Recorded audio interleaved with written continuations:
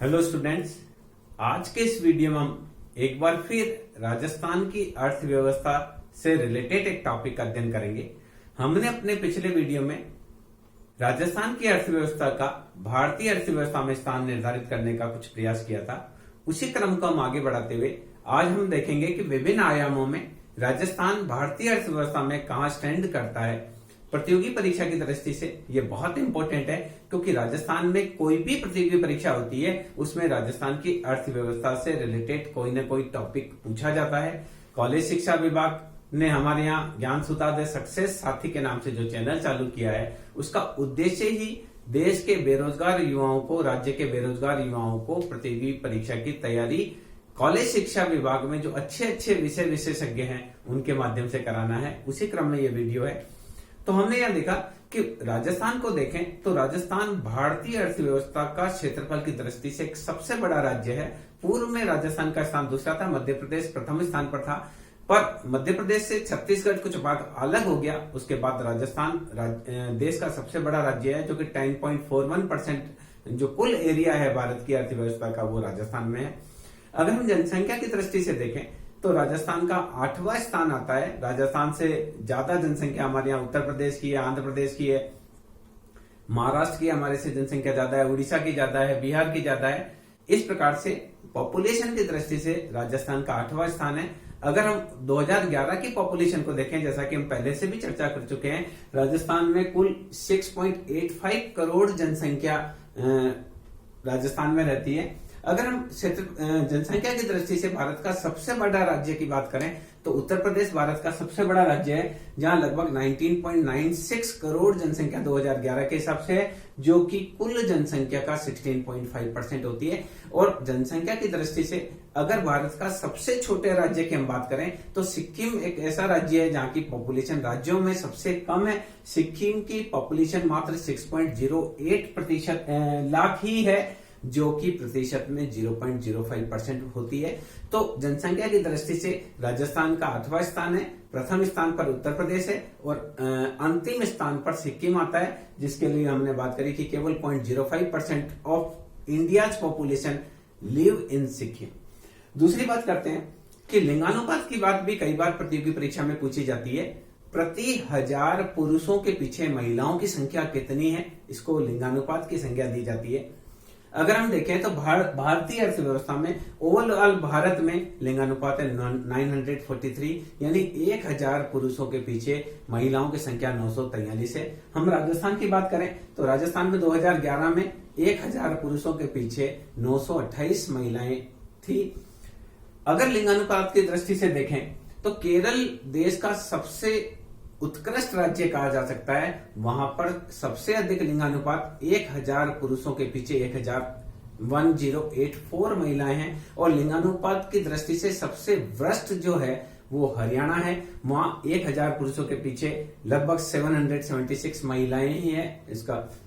तो यहाँ लिंगानुपात का तात्पर्य हमारे यहाँ क्या है, प्राचीन काल से ही हमारे यहाँ पुरुष प्रधान समाज रहा है। कन्या भ्रूण की हत्या हमारे यहाँ बड़े पैमाने पे की गई। यही कारण है कि आप अगर देखिए 1911 का डाटा देखेंगे तो वहां लिंगानुपात का स्तर इतना डिफरेंस नहीं है। पर जैसे ही हमारे यहाँ सोनोग्राफी मशीनें आई और लिंग का परीक्षण स्टार्ट हुआ, उसके बाद लिंगानुपात बड़ी तेजी से गिरा। अगर दंपति को पता चल जाता है कि गर्भ में पलने वाला भ्रूण कन्या है तो वो उसको गर्भ में ही अबॉर्ट कर देते हैं। सरकार के द्वारा इस विकट स्थिति से हमारे मातृत्व शक्ति को बचाने के लिए प्रयास किए गए। सोनोग्राफी मशीनों पर बैन लगाया गया या उन पर ऐसा कोई ट्रैकिंग सिस्टम लगाया गया ताकि डॉक्टर लिंग का परीक्षण नहीं करे। इसका सुगत परिणाम भी हुआ।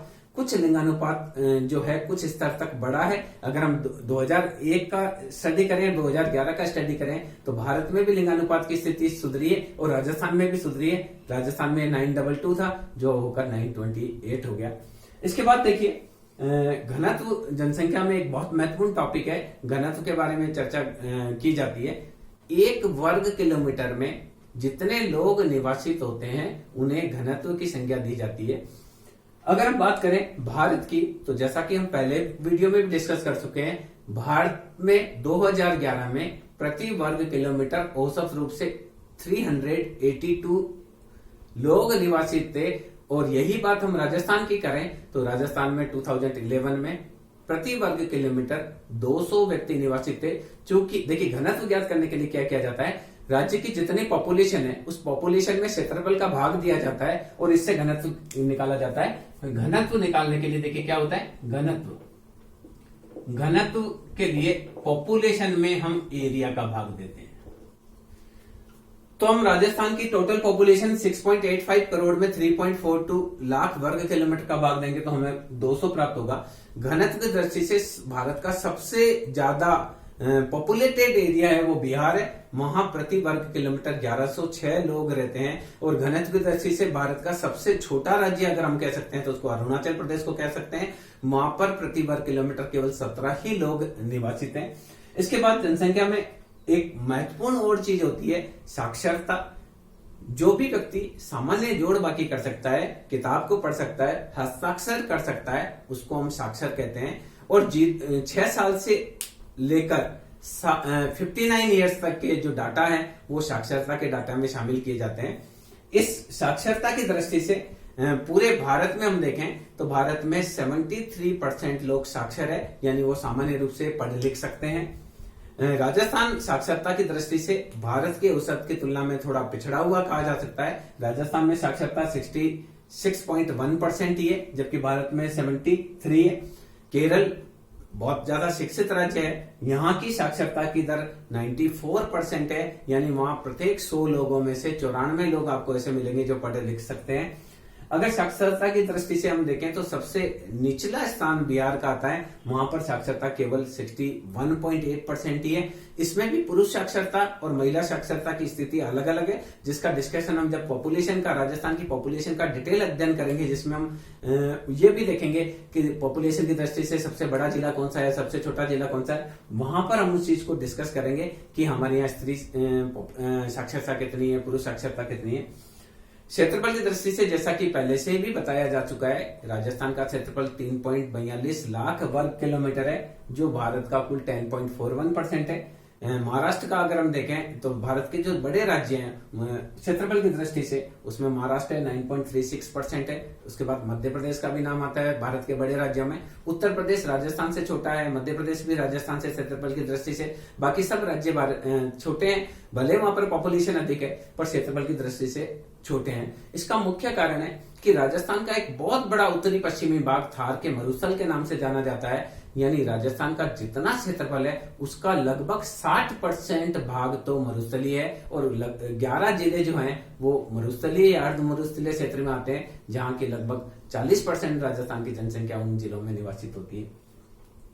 इसके अलावा देखिए, हम थोड़ा सा राजस्थान की कृषि के बारे में भी जानते हैं। तो आप देखिए, राजस्थान के पास क्षेत्रफल ज्यादा है, तो अगर जोत के औसत आकार की बात करें तो राजस्थान में जोत का औसत आकार 2015-16 का डाटा अवेलेबल है, उसमें राजस्थान के जोत का औसत आकार 2.73 हेक्टर रहा है, जबकि संपूर्ण भारत की बात करें तो ये 1.08 हेक्टर ही रहा है।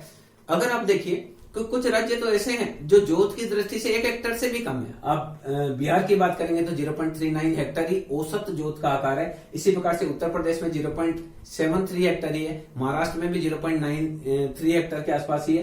तो भारत के कई राज्य ऐसे हैं जहां जोत का औसत आकार 1 हेक्टर से भी कम है। पूरे भारत का ये औसत है 1.08 हेक्टर। पर अगर इस दृष्टि से देखें तो राजस्थान के किसानों के पास औसत रूप से जमीन अधिक मात्रा में है, पर हमारे किसानों की प्रॉब्लम यह है कि बहुत सारी जमीन हमारे पास मरुस्थलीय है, तो वो क्षेत्रफल में तो ज्यादा है पर प्रोडक्टिविटी की तुलना में वो बहुत कम बैठती है। इसी प्रकार से देखिए, अगर हम राजस्थान का देखें कुल कृषिगत क्षेत्र की बात करें तो भारत का 11.3% कुल कृषिगत क्षेत्र राजस्थान में है, यानी हमारी पॉपुलेशन हमारा जो एरिया है वो 10.41% है। पर अगर एग्रीकल्चर की बात करें, एग्रीकल्चर एरिया की बात करें तो 11.3% भारत की कुल कृषि भूमि राजस्थान में है। मध्य प्रदेश में ये 10.4% है और महाराष्ट्र में 11.6 है। तो हम कह सकते हैं कि हमारी तुलना में महाराष्ट्र में कृषि योग्य जमीन ज्यादा है। इसका मुख्य कारण है क्षेत्रफल में हम भले ठीक है पर हमारे पास थार का जो रेगिस्तान है उसमें कृषि योग्य भूमि हमारे पास कम है। अगर आप कृषिगत रिपोर्टिंग क्षेत्र की बात करें तो पूरे भारत में राजस्थान का 3rd स्थान आता है। यहाँ 76% जो कृषि भूमि है वो रिपोर्टिंग क्षेत्र में आती है।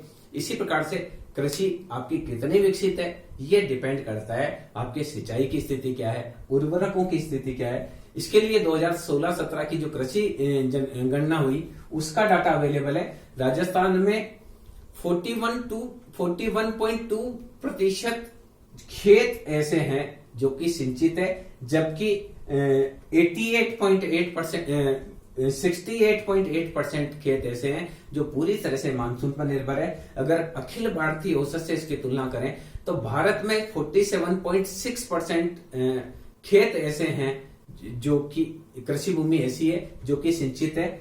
तो उस दृष्टि से हम कहें कि राजस्थान में सिंचाई की सुविधाएं भारत के औसत की तुलना में कम है। आप उर्वरकों को प्रयोग की देखें तो बिहार में प्रति हेक्टर 212 किलो उर्वरक का प्रयोग किया जाता है। अखिल भारतीय स्तर पर औसत रूप से एक हेक्टर पर 128.02 किलो रासायनिक खादों का प्रयोग किया जाता है। पंजाब में प्रति हेक्टर 232.17 किलो रासायनिक खाद का प्रयोग किया जाता है। इस दृष्टि से राजस्थान थोड़ा पिछड़ा हुआ है। राजस्थान में प्रति हेक्टर उर्वरकों का उपभोग मात्र 48.10 किलो ही है।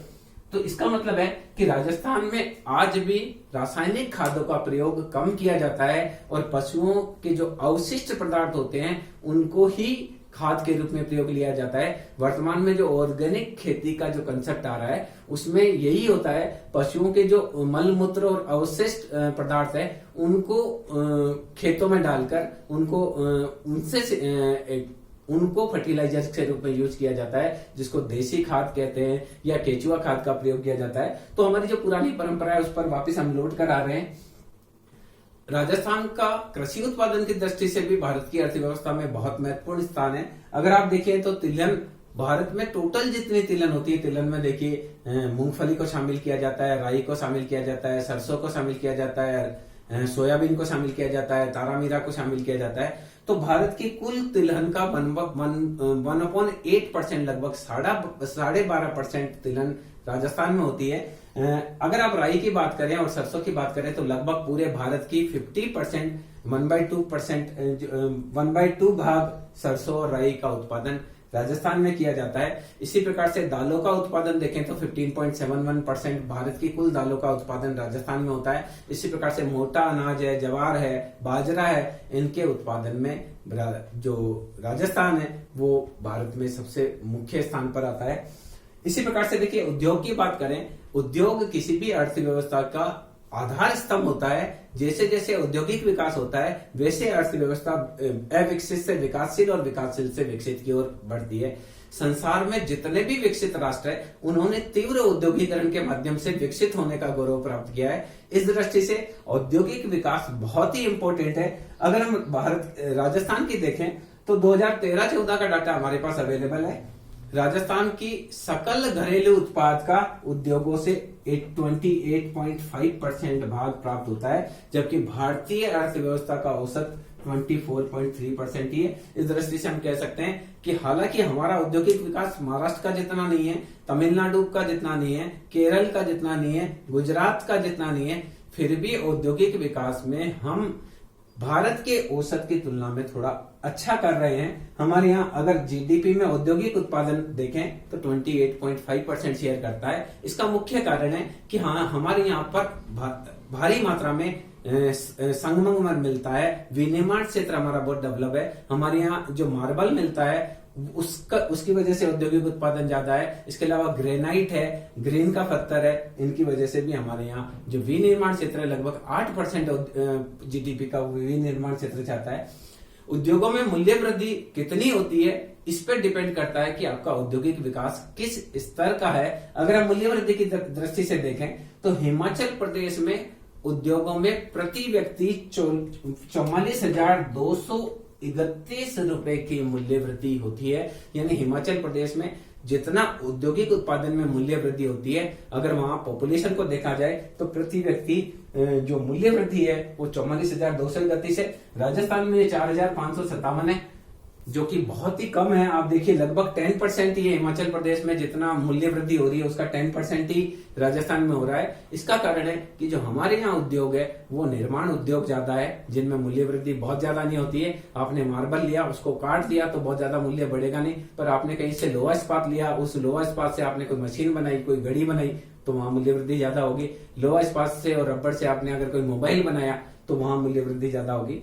मूल्य वृद्धि की तुलना में हम फिर भी संतोषप्रद है, क्योंकि बिहार में प्रति व्यक्ति मूल्य वृद्धि केवल 570 रुपए की है। इस दृष्टि से तो हम देखें कि राजस्थान फिर भी ठीक है, क्योंकि राजस्थान में मारुति का कारखाना है, उससे भी हमारे को बहुत सपोर्ट मिला है। इसके अलावा आधारभूत ढांचा की बात करें तो आधारभूत ढांचा किसी भी अर्थव्यवस्था के विकास का सूचकांक होता है। आधारभूत ढांचे में शिक्षा को शामिल किया जाता है, स्वास्थ्य को शामिल किया जाता है, विद्युत को शामिल किया जाता है, रेल मार्ग, वायु मार्ग, सड़कों को शामिल किया जाता है, यातायात के साधनों को शामिल किया जाता है, स्वास्थ्य सुविधाओं को शामिल किया जाता है, बैंकिंग सुविधाएं कितनी है, ये सारी चीजें मिलकर आधारभूत ढांचा बनती है। और किसी भी राज्य का या राष्ट्र का विकास इस पर डिपेंड करता है कि उस राज्य और राष्ट्र में आधारभूत सुविधाओं की क्या स्थिति है। तो राजस्थान अगर हम देखें तो आधारभूत सुविधाओं की दृष्टि से थोड़ा भारतीय अर्थव्यवस्था में पिछड़ा हुआ राज्य कह सकते हैं, क्योंकि भारत के जो टोटल राज्य है उसमें आधारभूत सुविधाओं की दृष्टि से राजस्थान का स्थान लगभग 14 के आसपास आता है। अब देखिए 14वां स्थान है। अगर हम सूचकांक की बात करें तो भारतीय अर्थव्यवस्था के सूचकांक को 100 माने तो राजस्थान में आधारभूत ढांचे का सूचकांक 84 है। जबकि आप गुजरात में देखें तो गुजरात राजस्थान का बिल्कुल पड़ोसी राज्य है, वहां पर आधारभूत सुविधाओं का सूचकांक 125 है, हरियाणा में 136 है, पंजाब में 176 है, भारत का हमने लिया पूरा 100 है, तो पंजाब हमारे से ठीक है 176 वहां पर आधारभूत सुविधाओं का सूचकांक है। हरियाणा, इसका मतलब है क्या है कि पंजाब में स्वास्थ्य सुविधाएं अच्छी है, बैंकिंग सुविधाएं अच्छी है, सड़कें अच्छी है, रेल मार्ग का विकास है, ये सारी चीजें, इनको अलग अलग चीजों को अलग अलग पैमाने से मानकर इसको सूचकांक बनाया जाता है। पूरे भारत के लिए इसको 100 लिया है। तो भारत के औसत की तुलना में आधारभूत सुविधाओं की दृष्टि से राजस्थान पिछड़ा हुआ है, ये 84वां स्थान आता है। ये 2018 का डाटा है। अब विद्युत का देखिए, राजस्थान में 2018 में विद्युत की रिक्वायरमेंट थी 19,552 मेगावाट की आवश्यकता थी। इसका कुछ प्रतिशत भाग हम खुद बनाते थे, बाकी हमको भारी मात्रा में विद्युत विदेशों से, पड़ोसी राज्यों से हमको खरीदनी पड़ रही है। राजस्थान में सौर ऊर्जा की असीम संभावनाएं हैं, क्योंकि यहाँ बहुत धूप पड़ती है, गर्मियां हमारी बहुत गर्म होती है, रेगिस्तानी एरिया हमारा बहुत लंबा चौड़ा है जहां हम एग्रीकल्चर नहीं कर सकते, वहां हम सौर ऊर्जा का उत्पादन कर सकते हैं। हमारे यहाँ जल नहीं है तो जल विद्युत का उत्पादन कम हो सकता है, इतना नहीं है। हमारे यहाँ परमाणु ऊर्जा भी रावतबाटा में बनाई जा रही है, पर सौर ऊर्जा की हमारे यहाँ असीम संभावनाएं हैं। तो हम कह रहे हैं कि विद्युत का हमारे को रिक्वायरमेंट है 19,552 मेगावाट की, और किसी भी राज्य में लोगों का जीवन स्तर कितना है वो डिपेंड करता है प्रति व्यक्ति विद्युत का उपभोग कितना है। तो अगर हम राजस्थान का देखें तो प्रति व्यक्ति विद्युत उपभोग हमारे यहाँ है 1163.52 यूनिट प्रति वर्ष एक व्यक्ति के द्वारा उपयोग किया जाता है, जो कि 15-16 का डाटा है। आप इसकी तुलना में गुजरात में देखें तो प्रति व्यक्ति विद्युत का उपभोग जो है वो 2247.68 यूनिट का है, जो कि भारत से, राजस्थान से लगभग डबल है। वो ये बताता है कि हमारी तुलना में गुजरात का विकास बहुत तेजी से हुआ है। इसी प्रकार से अगर आप बिहार को देखें तो बिहार में आज भी बहुत सारे गांव ऐसे हैं जहां विद्युत नहीं पहुंच पाई है। वहां पर जो प्रति व्यक्ति विद्युत का उपभोग है प्रति वर्ष वो है 257.70 यूनिट। यहाँ प्रति व्यक्ति उपभोग जो है वो केवल घर में हम उपभोग कर रहे हैं उस पर नहीं होता है, औद्योगिक उत्पादन में कितना हो रहा है, स्ट्रीट लाइटों में कितना विद्युत का उपभोग हो रहा है, अन्य जो भी प्रोडक्टिव गतिविधियां उसमें विद्युत का उपभोग कितना हो रहा है, यानी टोटल विद्युत के उपभोग में पॉपुलेशन का भाग देकर प्रति व्यक्ति विद्युत उपभोग निकाला जाता है। जो राज्य जितना औद्योगिक रूप से संपन्न होगा, जितना उनका आधारभूत ढांचा जितना विकसित होगा, उतना ही प्रति व्यक्ति जो विद्युत का उपभोग है वहां ज्यादा होगा। तो ये एक इंडिकेटर है। एक और हमारे यहाँ बहुत अच्छी बात यह है कि हमने 1947 से ही देश के गांवों को विद्युतीकृत करने के लिए मुहिम छेड़ी हुई थी, और हमको कहते हुए बहुत खुशी है कि राजस्थान के जितने भी हैं, करीब 43,000 गांव राजस्थान में हैं, सभी गांवों में बिजली पहुंच चुकी है। अब बात करते हैं आधारभूत ढांचे की। तो सड़क की एक और बात आती है, प्रति वर्ग किलोमीटर में सड़कों की लंबाई कितनी है, ये भी आधारभूत ढांचे में आती है। तो हमारे यहाँ 69.12 किलोमीटर प्रति वर्ग किलोमीटर है, जबकि भारत का औसत बहुत ज्यादा है। मैंने पहले भी इसको डिस्कस किया था। इसी प्रकार से अगर हम ग्रामीण सड़कों की बात करें तो करीब 2 लाख किलोमीटर हमारे यहाँ ग्रामीण क्षेत्रों में सड़कें हैं। रेल मार्ग जो भी आधारभूत ढांचे का एक महत्वपूर्ण है, तो रेल मार्ग 2018 में हमारे यहाँ 5,893 किलोमीटर का रेल मार्ग था। उसमें से अधिकांश रेल मार्ग को हम ब्रॉडगेज में चेंज कर चुके हैं। पहले हमारे यहाँ मीटर गेज थी, अब अधिक से अधिक हमारे ब्रॉडगेज हो गई। सरकार का ये प्रयास है कि नए नए क्षेत्रों में भी रेल की सुविधाएं विकसित की जाए, ताकि परिवहन का जो कार्य है वो बहुत आसानी से संभव हो सके। इसके अलावा शिक्षा और साक्षरता भी बहुत इंपॉर्टेंट होती है आधारभूत ढांचे में। जैसा कि हमने कहा कि राजस्थान में साक्षरता की दर 66.1% है, जो कि भारत के औसत 73 से काफी कम है। पर हम देखें तो पुरुष साक्षरता हमारे यहाँ ठीक है। महिला साक्षरता की स्थिति तो हम बिहार से भी डाउन पर हैं। हमारे यहाँ 79.2% जो पुरुष है वो साक्षर है, जबकि महिलाएं आज भी 52.1% ही साक्षर है। इसके अलावा हमारे यहाँ शिक्षा की बहुत सारे प्राइमरी स्कूल है, कॉलेज भी सरकार हर उपखंड मुख्यालय पे कॉलेज खोल रही है, सरकारी कॉलेज खोल रही है। बहुत सारे हमारे यहाँ कॉलेज खुले हैं, इंजीनियरिंग कॉलेज भी खूब खुले हैं, मेडिकल कॉलेज भी हमारे यहाँ विकसित हो रहे हैं, IIM भी हमारे यहाँ आई है नई। तो शिक्षा की दृष्टि से राजस्थान बहुत तेजी से प्रगति कर रहा है। स्वास्थ्य सुविधाएं भी हमारे यहाँ बहुत अच्छी है। आप देखिए कोरोना वैक्सीनेशन जो अभी चल रहा है उसमें राजस्थान टॉप पर चल रहा है। बहुत तेजी से हमारे यहाँ बहुत योजनाबद्ध तरीके से कोरोना का वैक्सीनेशन किया जा रहा है। इसके अलावा किसी भी राज्य में बैंकिंग सुविधाएं कितनी है ये भी आधारभूत सुविधाओं में शामिल किया जाता है। तो प्रति 1 लाख लोगों पर बैंकों की शाखाएं कितनी है ये डिपेंड करता है। तो इस दृष्टि से हम देखें तो राजस्थान में प्रति लाख लोगों पर बैंकों की शाखाएं 10 है। इस प्रकार से हमने परीक्षा के लिए उपयोगी कुछ जानकारी प्राप्त करी कि भारतीय अर्थव्यवस्था में राजस्थान कहां स्टैंड कर रहा है। अगले वीडियो में हम राजस्थान के अलग अलग पार्ट की बात करेंगे। जैसे एक पार्ट में हम केवल पॉपुलेशन की बात करेंगे, किसी में हम केवल एग्रीकल्चर की बात करेंगे, किसी में हम इंडस्ट्रियल क्रेडिट की बात करेंगे, ताकि आपको एक से एक चीज बहुत क्लियर पता हो। तो कभी भी आप प्रतियोगी परीक्षा में बैठे तो इस प्रकार के समंक जो हैं उसमें आप गलत न हो। हमारे एक स्टूडेंट ने राजस्थान में जिले कितने हैं वही गलत कर दिया था, जबकि बच्चा बहुत इंटेलिजेंट था, उसको थोड़ा सा ओवर कॉन्फिडेंट रहा कि तो मैं कर ही लूंगा, तो वहां उसका वो गलत हो गया, क्योंकि वहां 4 ऑप्शन आते हैं तो कंफ्यूजिंग होता है। तो आप कई बार ये भी कहा जाता है कि पढ़े हुए की तुलना में सुना हुआ ज्यादा याद होता है। तो आप इस वीडियो को चलाकर आप सुने तो उससे आपको समंक याद होंगे और वो समंक आपको फ्यूचर में काम आएंगे। जैसे आपसे पूछ लिया गया कि 2011 के अनुसार महिला साक्षरता की दर राजस्थान में कितनी है, अब 4 ऑप्शन आए और वहां 52.1% दिया हुआ है। तो आपने सुना हुआ होगा तो आपको इको कर जाएगा, क्लिक कर जाएगा कि यही है, क्योंकि वहां क्या करेंगे, वहां 52.1% दे देंगे, एक 79.2% दे देंगे, एक 66.1% दे देंगे और एक ये दे देंगे। तो आपको यूं भी रहेगा कि 73 भी किसी का था, 66.1 भी कुछ डाटा था। तो ऐसी स्थिति में हम कंफ्यूज हो जाएंगे। तो आप मेरा ही वीडियो आप सुने, और भी वीडियो ऐसे हैं तो आप उनको हमारे युवाओं में आजकल भी ईयरफोन का प्रचलन बहुत बढ़ रहा है, तो ईयरफोन लगाकर 2-3 बार आप इसको सुनेंगे तो ये सारे समंक आपको कंठस्थ हो जाएंगे। तो परीक्षा में आएंगे तो आप उसको आसानी से कर पाएंगे। मैं ये समझता हूं कि मेरा ये प्रयास कुछ हद तक सफल रहा होगा। अगले वीडियो में हम इसी प्रकार से एक नई जानकारी लेकर आपके समक्ष उपस्थित होंगे। Thank you.